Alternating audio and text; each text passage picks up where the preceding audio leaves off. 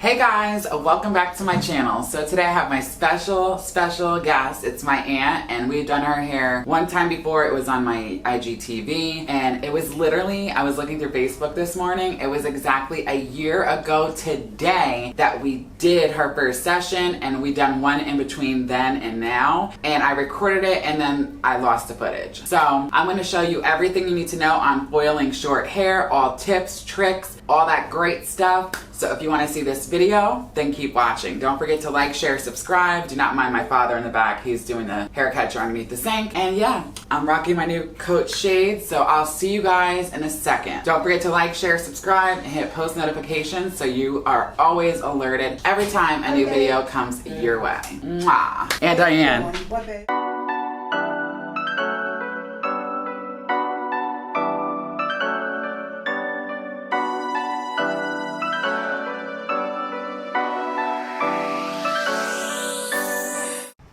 Hey guys, welcome back to my channel. So just wanted to say this, there's a lot of videos that have been shot over the course of the summer.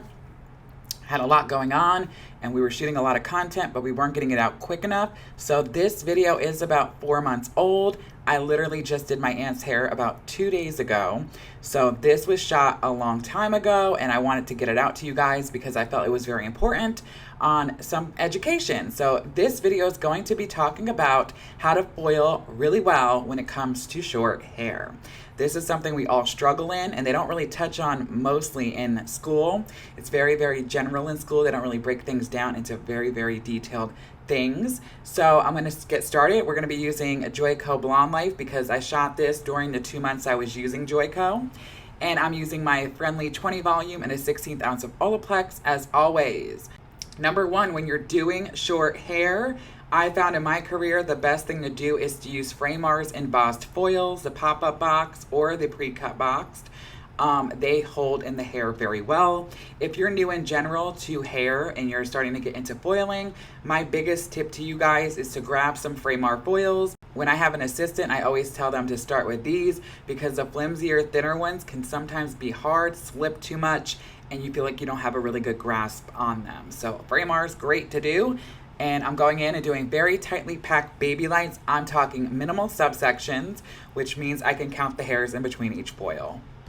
You guys do not understand. I spent the better half of the past few years begging my aunt to let me do her hair. She had virgin hair, never dyed it once.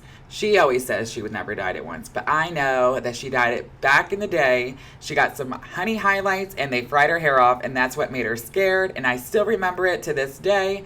And it's funny, but she finally came around and out of nowhere one day was like, let's do it, do my hair. So she likes to linger around the 6-7 level area with a nice grow out. I literally have done her hair 3 times in the past year and a half. This was the 3rd time I did her hair, and it was exactly a year to the date that we took her lighter for the first time ever. So that was really weird, as you've seen in the intro. Now we did it one more time. So we did her hair 4 times in the last 2 years, and we always do the same thing. We always go in and we do a tightly packed baby light. We like to touch the roots up. She has literally 10 grays in her hair. She's very lucky. My dad's family don't really get gray like that. I get it from my mom's side, inherited it there. They're all white by the time they're 20. So she has no gray hair. We're not worried about that. She's not trying to cover that up. This does, however, play an effect and kind of does blend them better since she is a natural level 4. It ends up being better when we lighten her hair. So I'm going in, I'm doing a left side, a right side. When you're foiling short hair, sometimes there is no rules. Take everything you do on your long hair clients where you do foil placement, throw it out the window. You guys, whatever the client's hair is when it's short, it's like doing a man's. You got to do, you know, whatever you're feeling at the moment and what that client's hair is doing. So every single person that has short hair, you're going to be foiling in a different way, freestyling it if you will, because there's no rhyme or reason. My aunt's hair has gotten longer over the last year that I've been doing it. I don't know what's going on, but in the back of her head, around where I'm working right now, she always has it like at 1.5 inches, 2 inches. I don't understand. It's like that hair breaks off. She does do her heat on her hair, but she only does her hair once a week. Uses heat protectant, uses Olaplex. She's on my regimen. and I feel comfortable when bleaching her hair. I hate when people say bleaching is so damaging, because if you're doing the necessary steps at home, you have nothing to worry about. My aunt has no breakage. She has curly hair, as you can see, and I'll show you at the end of the video when we're doing her root toner and her toner that her hair still has curly pattern. Reason that is important is because when we do curly hair, and you have curly hair naturally, such as myself, is terrible. When you have, curlier hair, your hair is more fragile and more vulnerable, so it can be at more of a chance of having damage.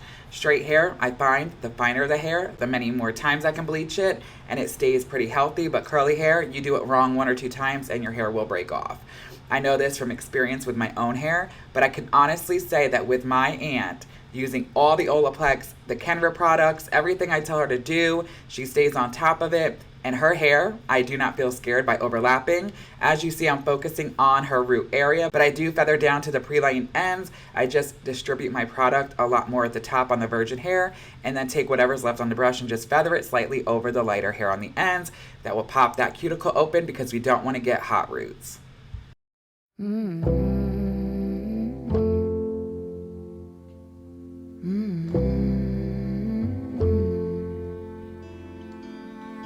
Where is the line between dreaming and feeling blue? It's 4 o'clock in the evening. I haven't left my room, but the truth is, if I'm honest, I feel stuck here in the middle. Am I one of those crazy people? Should I stay here, or should I let go?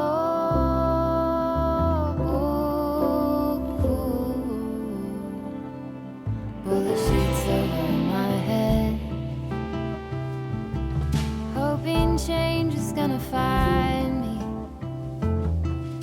You don't have to remind me I'm doing nothing. Well, when it comes to foiling short hair, one of the worst parts is those little hairs in the subsection getting stuck and coming back up into the foil that you're about to apply product on. Easily, I'm used to doing it, so it's like second nature to me to pull it down with my pinky finger and then try to just apply the foil up above it, as you see I'm doing here. But if it really is bothering you that bad and you're having that much of an issue, be sure to take a clip, take the extra second, clip that hair down against the other foils you've already done, and make sure it's really out of the way, because you guys don't want any of that hair creeping back in, or have half of it in the foil, half of it not, because that's going to cause things that start looking like bleeders. At all. Ruminating on a blank wall, but I feel stuck here in the middle. Am I one of those crazy people? Should I stay here, or should I let go?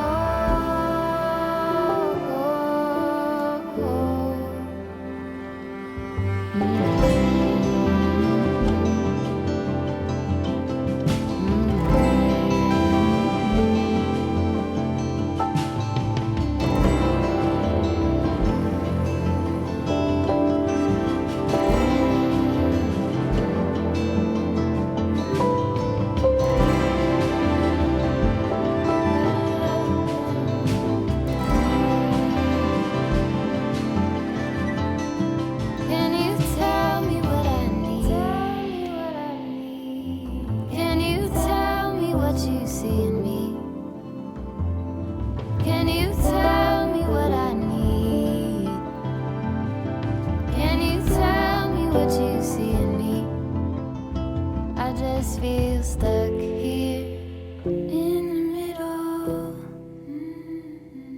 Am I one of those crazy people? Should I stay here, or should I let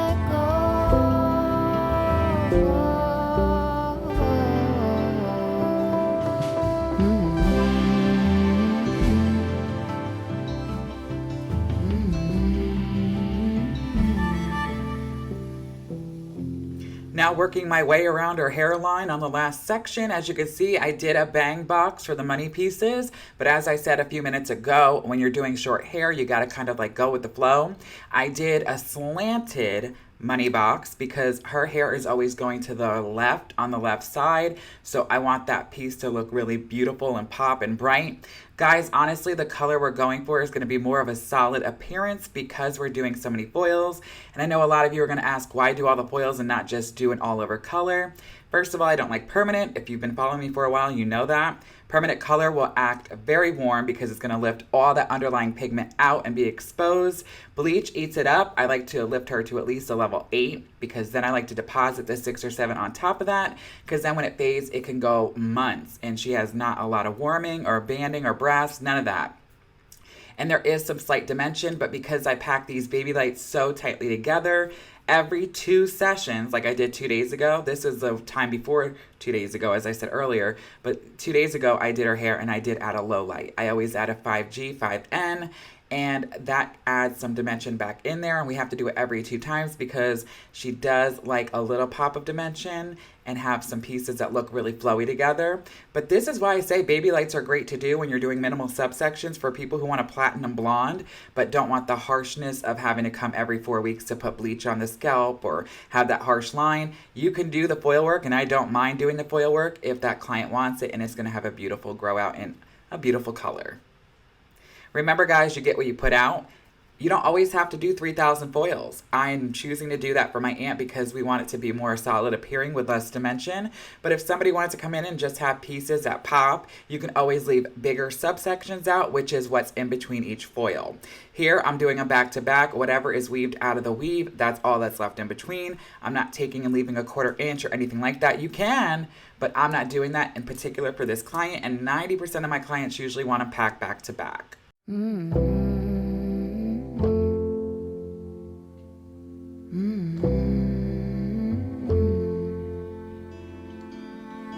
Where is the line between dreaming and feeling blue? It's 4 o'clock in the evening.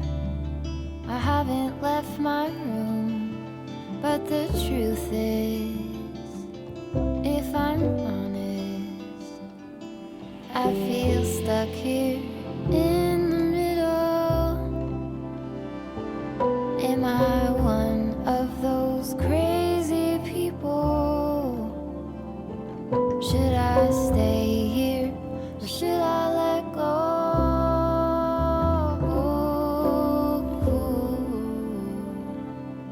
Pull the sheets over my head, hoping change is gonna find me. You don't have to remind me I'm doing nothing at all. I'm ruminating on a blank wall, but I feel stuck here in the middle. Am I one of those crazy people? Should I stay here or should I let go?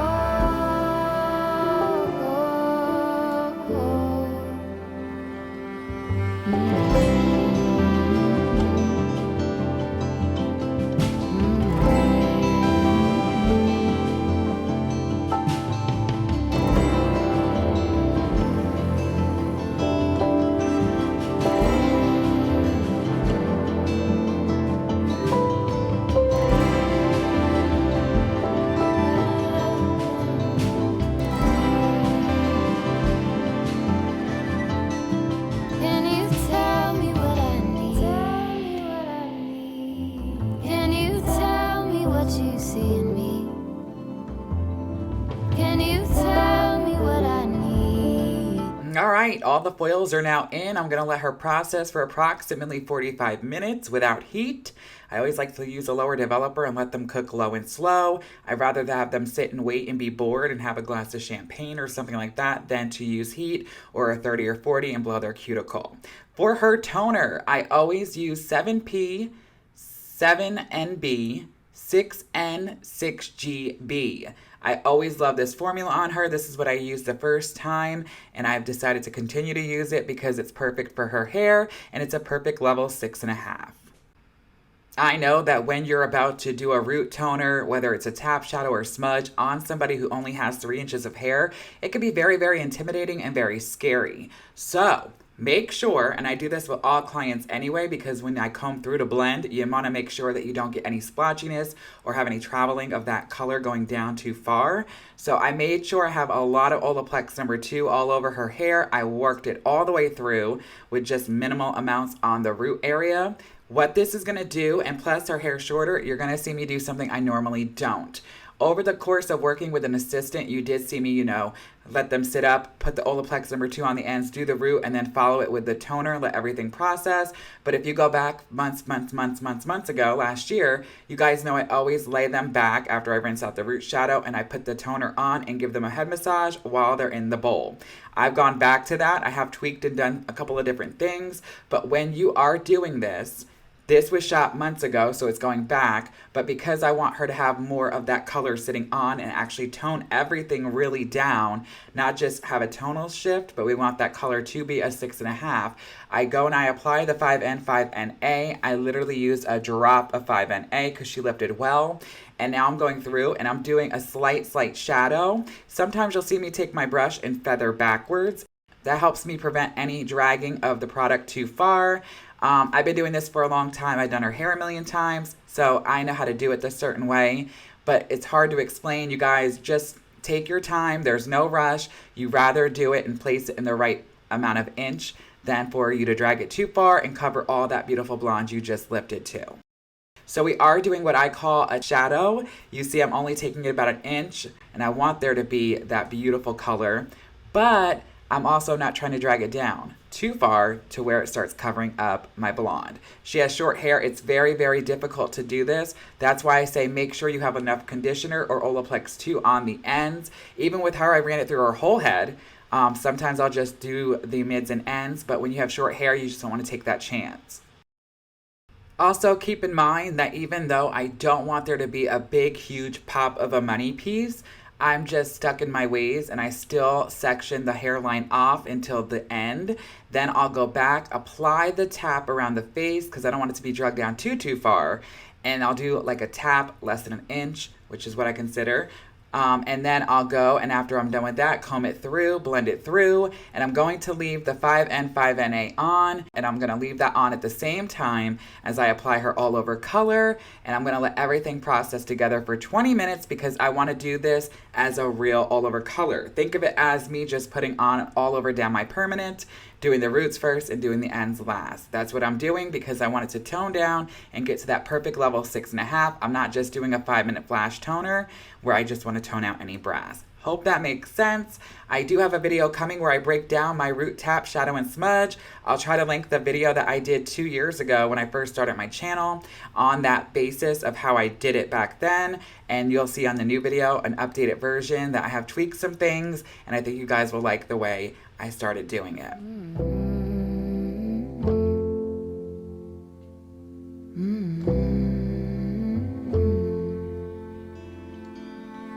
Where is the line between dreaming and feeling blue? It's 4 o'clock in the evening. I haven't left my room, but the truth is, if I'm honest, I feel stuck here in the middle. Am I one of those crazy people? Should I stay here or should I let go?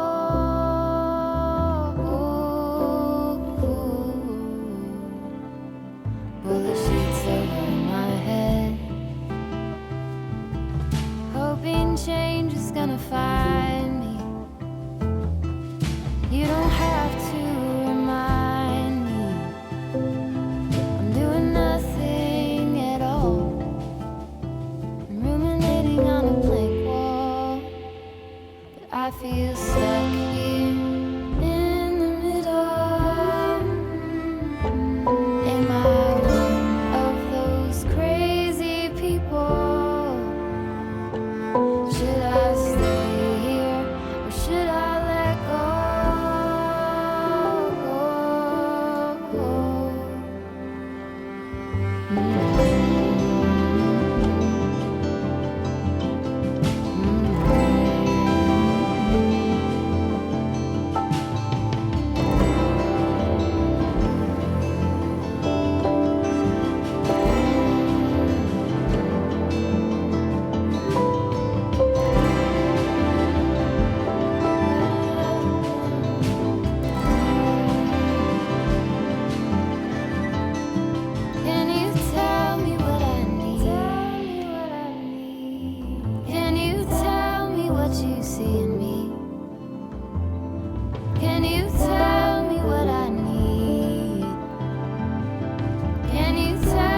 what you see in me.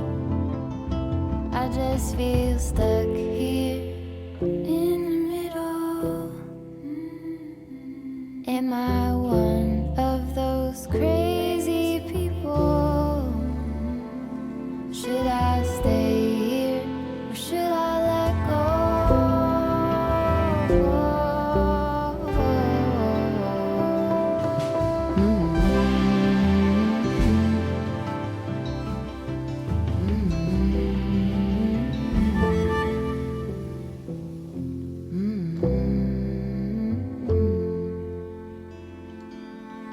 Where is the line between dreaming and feeling blue? It's 4 o'clock in the evening. I haven't left my room, but the truth is, if I'm honest, I feel stuck here in the middle.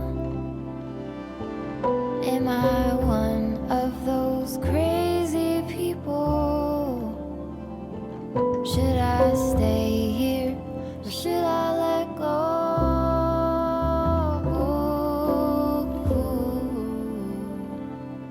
Pull the sheets over my head,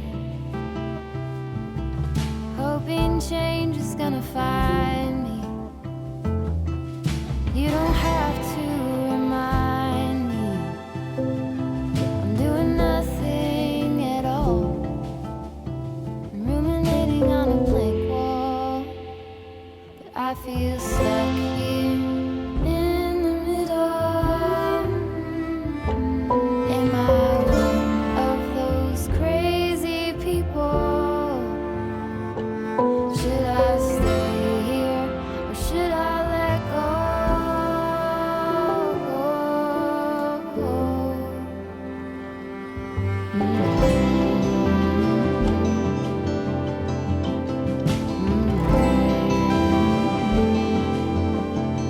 Alright guys, so once I applied all over the toner and I combed everything through, I let her process for about 20 minutes on the clock, and then once we were done, we conditioned, we blew her out, we flat ironed her, and we were left with this after we trimmed her. Tell me what you guys think about this final result. We are totally obsessed, and it came out beautiful as always.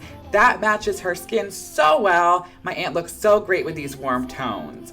All right, guys, that's gonna do it for today. I know you guys like the longer videos. Let me know down below what you liked about it, what you wanna see in the future. I want to make sure I'm always putting out content you guys want to see.